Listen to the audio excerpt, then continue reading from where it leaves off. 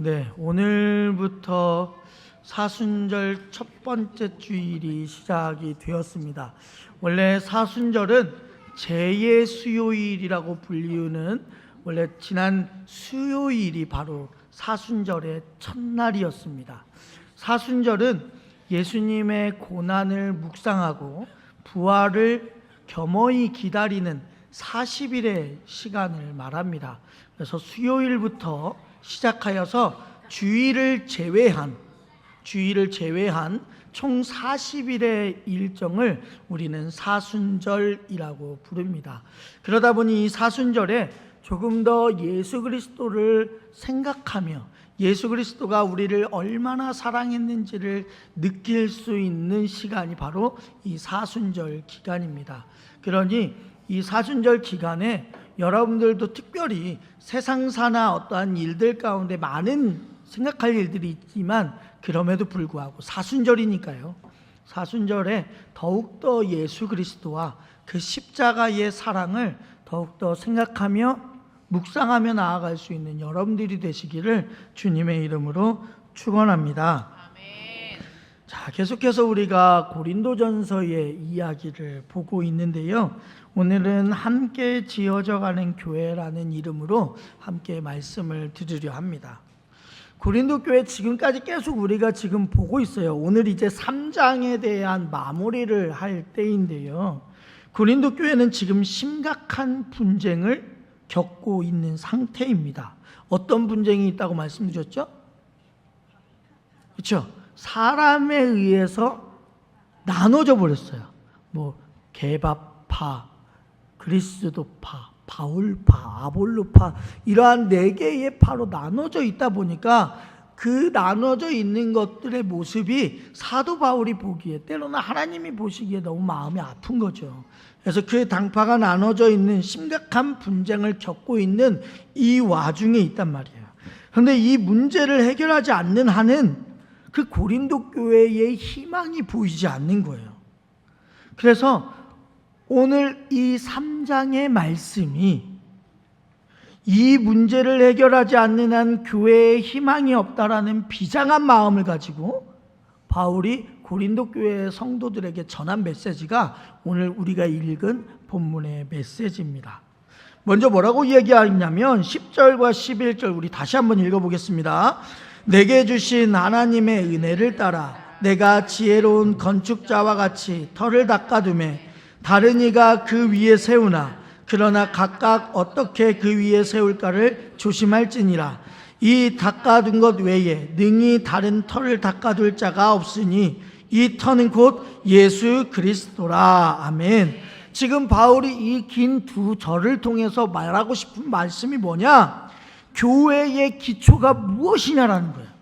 교회를 우리가 고린도 교회라는 이름으로 교회를 세웠고, 우리 광림교회도 40여 년 전에 광림교회라는 이름으로 교회를 세웠는데 이 교회의 기초가 지금 무엇이냐라고 이야기를 하고 있다는 말이에요. 여러분, 교회의 기초가 뭐라고 지금 사도 바울이 이야기하고 있는 거예요? 그죠? 예수 그리스도라라고 이야기하고 있는 거예요. 그 이유는요, 왜 교회의 기초를 굳이 고린도 교회 성도들한테 말을 하고 있냐? 지금 성도들이요, 교회의 기초를 잘못 알고 있으니까 그래요. 왜요? 지금 교회의 기초를 어떻게 알고 있냐면, 제가 지금까지 쭉 설명해 왔고 설교해 온 것을 더듬어 보시면 아시겠지만, 지금까지 고린도 교회 성도들은요, 말의 지혜, 논리적인 언변, 이런 것들이, 사람, 이런 것들이 교회를 교회되게 하는 능력이라고 생각하고 있었단 말이에요. 그러니까 예수 그리스도가 기초가 되는 것이 아니라 사람이 기초가 되고, 그 사람의 입에서 나오는 언변이라든지 논리적인 것이라든지 말의 지혜라는 것이라든지 이러한 것들로 교회 기초를 삼으니까 그 기초가 어떻게 되겠어요? 당연히 무너질 수밖에 없는 거예요. 자꾸 사람을 중심으로 당파를 짓고 서로 공격하는 거죠. 이에 바울이 그들에게 처방을 내리는 게 뭐냐? 오직 교회의 기초는 그리스도뿐이라고 단호하게 이야기하고 있다는 거예요. 그리고 그 기초 위에 각각 어떻게 집을 지을지 깊이 생각하라라고 권면하고 있는 거예요. 그래서 교회를 어떻게 집을 지을지 이것에 대해서는 마태복음 6장에서 우리에게 잘 말씀하고 있지 않습니까? 마태복음 7장이죠. 마태복음 7장 24절과 27절까지 말씀 함께 읽겠습니다. 그러므로 누구든지 나의 이 말을 듣고 행하는지는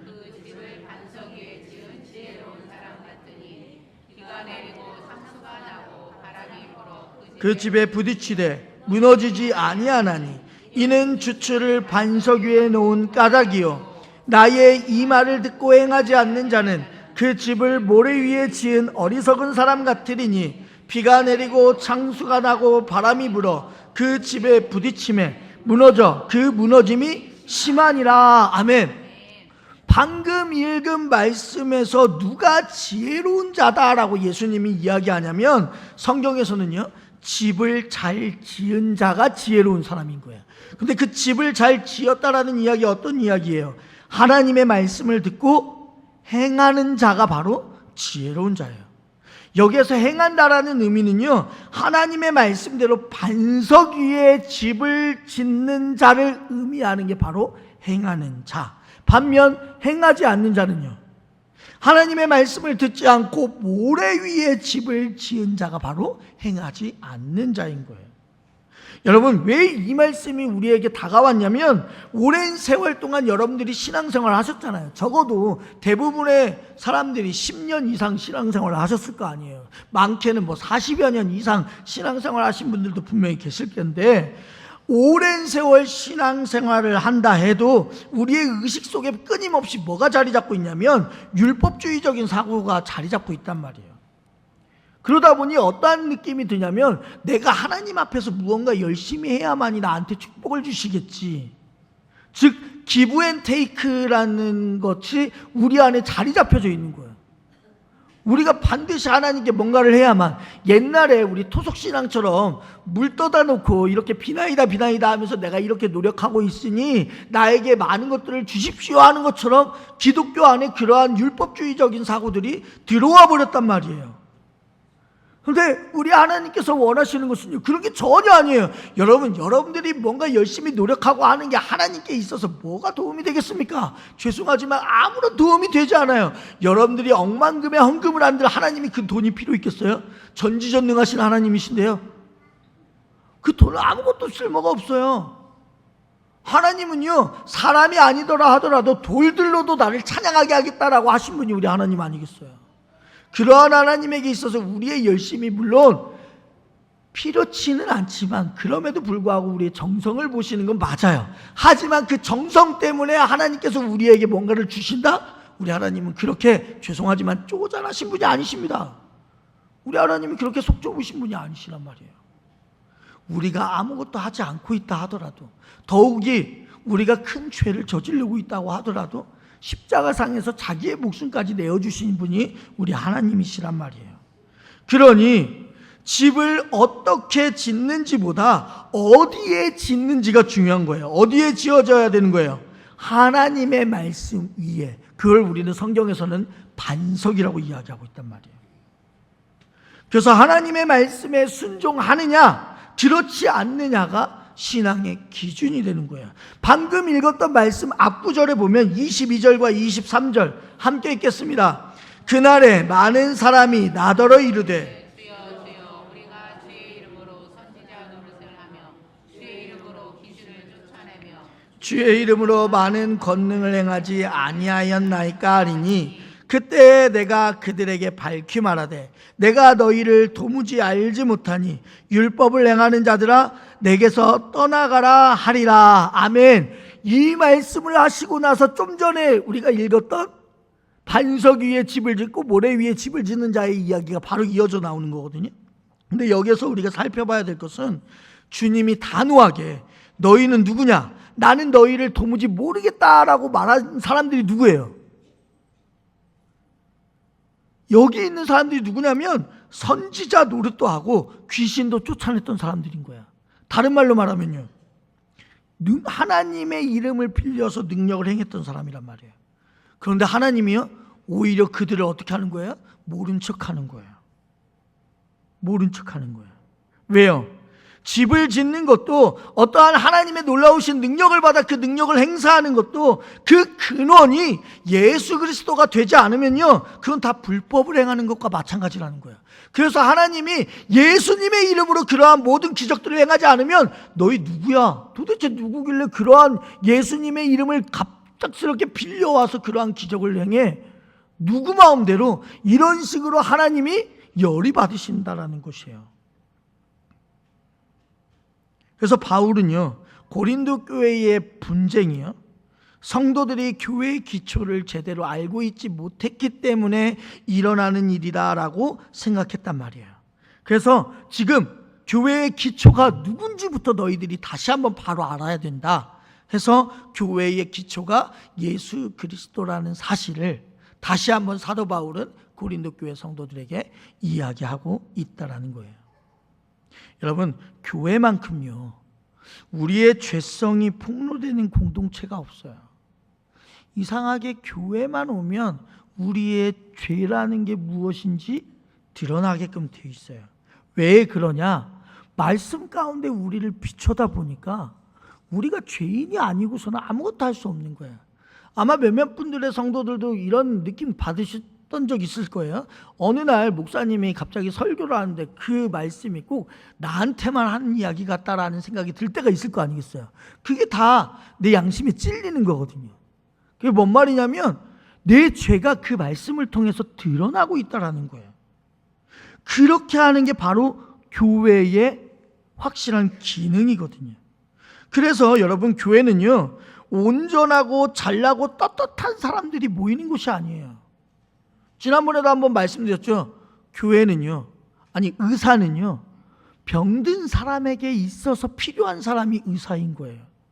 병들지 않고 건강한 사람은 의사가 필요가 없어요. 교회도 마찬가지예요. 자기가 죄인이라고 인정한 사람들에게만 이 교회가 필요한 거지, 죄인이 아니라고 말하는 사람들에게 있어서는 교회가 전혀 필요치 않은 거예요. 그래서 교회는요, 예수님의 공로로 택함받고 은혜를 입은 자들이 모여서 자신이 죄인임을 고백하고 하나님의 성품을 닮아가는 곳이 바로 교회라는 곳입니다. 그렇기에 교회는 그리스도만이 기초가 될 수밖에 없어요. 그래서 그런 차원에서 바울은 자신이 지혜로운 건축자와 같이 예수 그리스도를 기초로 교회를 설립했으니까 고린도 교회 성도들에게 자꾸 엉뚱한 거 덧붙이지 말라, 예수 외에는 자꾸 이상한 거 덧붙이지 말라라고 성도들에게 조언하고 있는 것이죠. 그래서 본문 고린도전서 3장 12절과 13절 함께 읽겠습니다. 만일 누구든지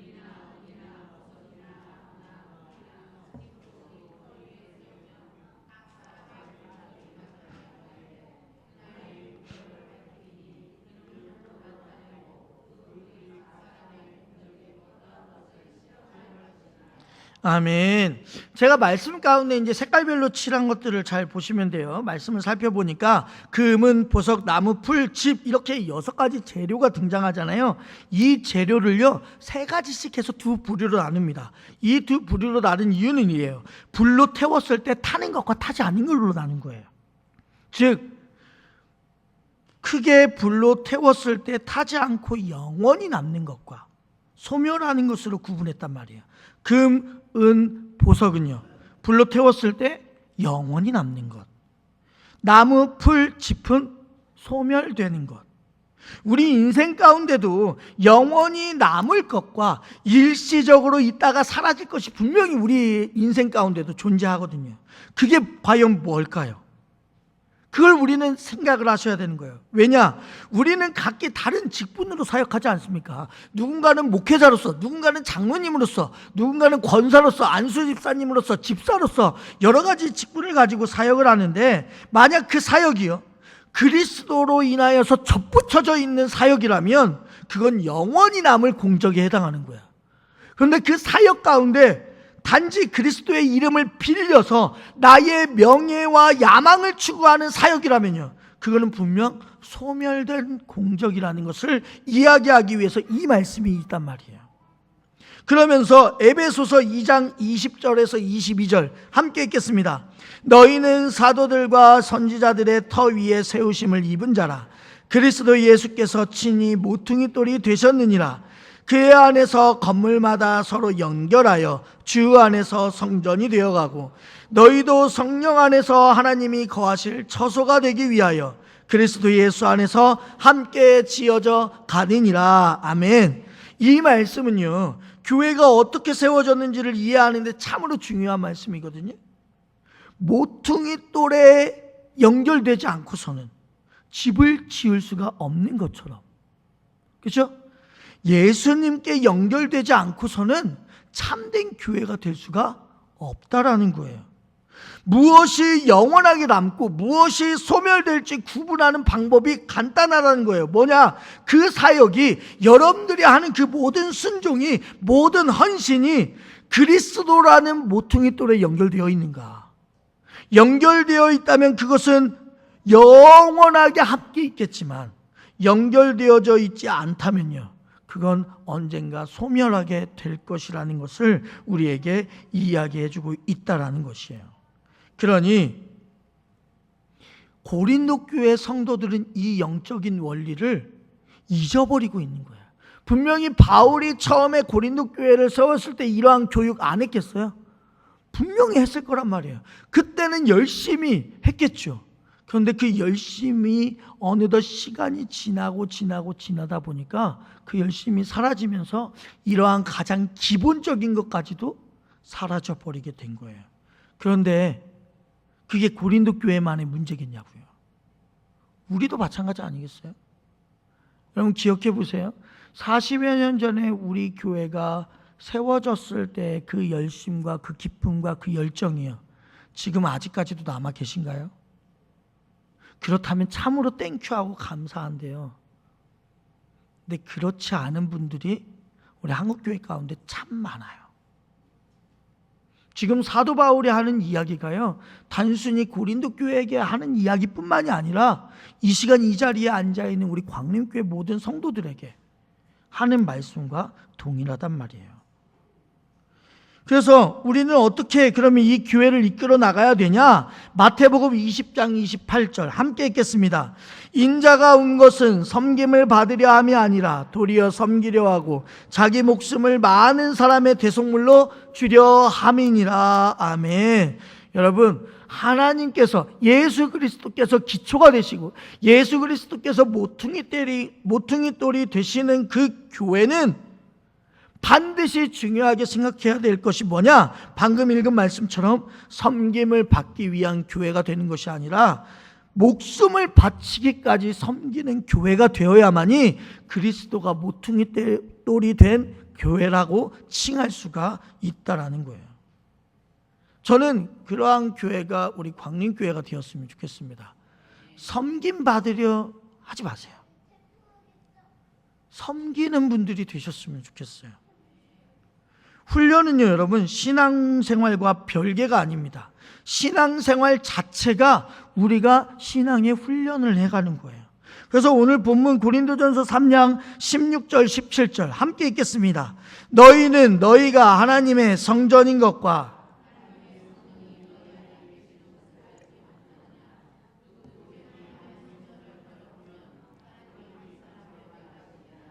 하나님의 성전은 거룩하니 너희도 그러하리라. 아멘. 오늘 말씀에서 우리에게 정확하게 표현합니다. 우리는 모두 다 하나님의 성전, 다른 말로 말하면 교회. 근데 중요한 게 붙었죠. 성령님이 거하시는, 그죠? 그 성전이 되기 위해서 우리는 반드시 예수 그리스도를 중심으로 함께 지어져 가야 되는 거예요. 성령님 안에 우리가 거하면 우리는 열매를 맺을 수 있게 된다니까요. 어떤 열매요? 다 알고 계시잖아요. 성령의 9가지 열매, 온유, 자비, 절제, 인재, 양선 등등의 열매들을 우리는 모두 다 얻을 수 있단 말이에요. 근데 그 열매가요, 그냥 열매가 아니라 모두 다 성품에 관한 열매예요. 이 열매가요, 바로 다른 사람들과 함께 살아가는데 반드시 필요한 덕목이란 말이에요. 교회 안에서 가끔 이런 생각 들지 않으세요? 가끔 이해할 수 없는 사람들, 죄송하지만 이런 표현 써서 정말 죄송합니다. 이해할 수 없는 분들을 우리 옆에 붙여주실 때가 있어요. 아, 나는 그 사람이랑 조금 맞지 않는데, 그런데 왜 내 구역이 됐고 나랑 같은 신도회가 됐고 이럴 때가 있단 말이에요. 그런데 그렇게 붙여주실 때가 있는데 그게 바로 뭐냐? 하나님이 우리에게 숙제를 내주신 거예요. 함께 하나님의 성전이 되어가는 연습을 하도록 서로가 서로에게 맡기셨다라는 거죠. 영성가 리처드 포스터라는 사람이 있습니다. 이분이요 쓴 글 중에 이런 말이 있어요. 건강한 그리스도인이 되기 전에 먼저 사역자가 되는 것만큼 큰 불행은 없다라고 말을 그분의 저서에서 썼던 적이 있었어요. 저를 비추어 봤을 때 참 공감이 되는 이야기였습니다.